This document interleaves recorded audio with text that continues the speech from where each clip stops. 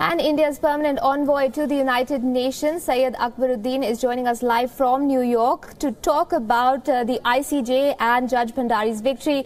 Mr. Akbaruddin, first of all, thanks so much for speaking with us here at WION. Appreciate you taking out the time.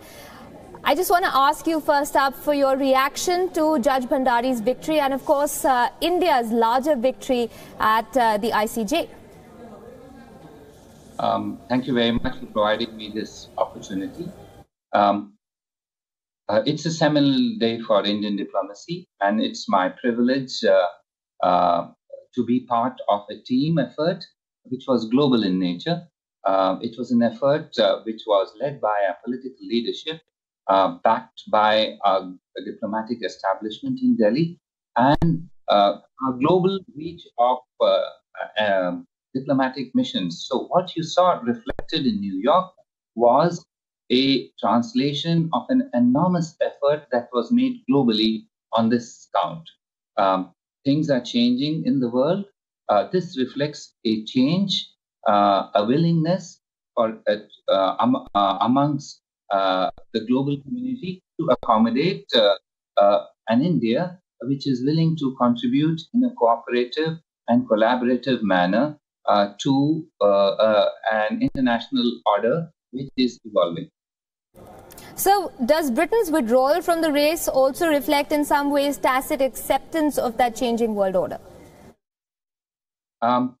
Look, India and UK have very good ties, and the graciousness with which they acknowledge that the Indian judge perhaps has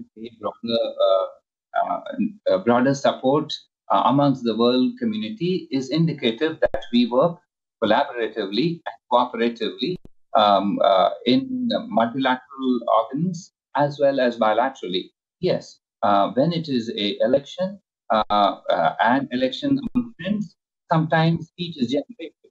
But we are grateful for the graciousness with which they've accepted the outcome of a fair and equitable process. So for our viewers who might not have an idea of how exactly this entire process goes, if you could tell us, you said it was a concerted diplomatic effort on India's part. What exactly does that mean for people who perhaps are not very well versed with processes at the United Nations?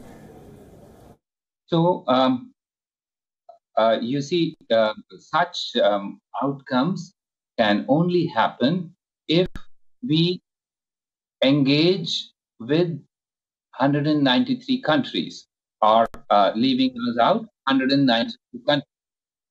For that, you need all our embassies globally to touch base with their counterparts in different parts of the globe, because countries vote.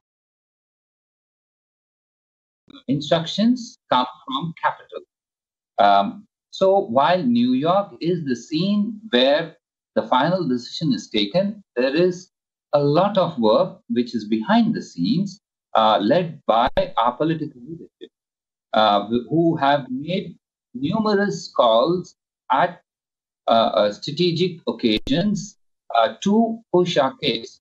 Our ambassadors in every country mobilized to seek support from where they were located. Our Foreign Office in Delhi was in touch with more than 150 countries' embassies who are located in Delhi. So that's the breadth of this effort. I am only a small little foot soldier in New York who is privileged to see this happen on the ground. But behind is a huge diplomatic effort, and we owe our success today to that huge diplomatic effort and the recognition by the world that India needs space and needs to be accommodated. You're being very humble, sir.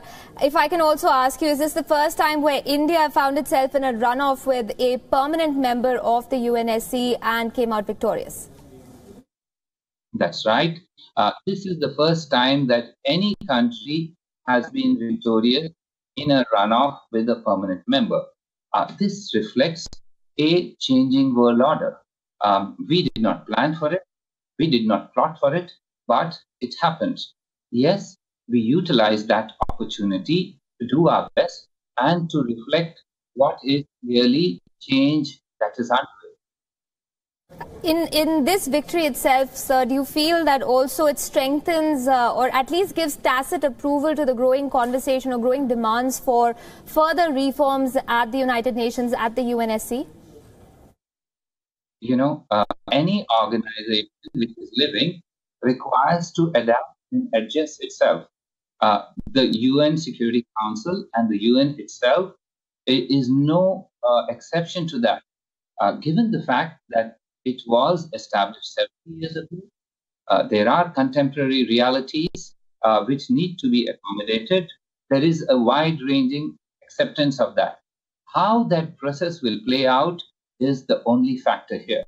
That process can play out either in a very structured manner, or change can happen the way it happened. Either way, we will be ready, and I'm confident that any opportunity, either in a structured manner, through the regular process, or through situations which we don't plan for, will be to our benefit, because there is a growing recognition globally that India is ready and willing to contribute globally, and the world is ready to accept and accommodate our willingness to work with our partners globally. So one more question. I understand you're a very busy man, but if I can ask you, you said that there was an activation of the diplomatic machinery as far as this re-election goes. Now, all of us know that this was a runoff against Britain for that last available vacancy. But was there a concerted effort throughout, even when there were all 5 vacancies open for India to vie for? Yes. We began this process some months ago. We made our best efforts.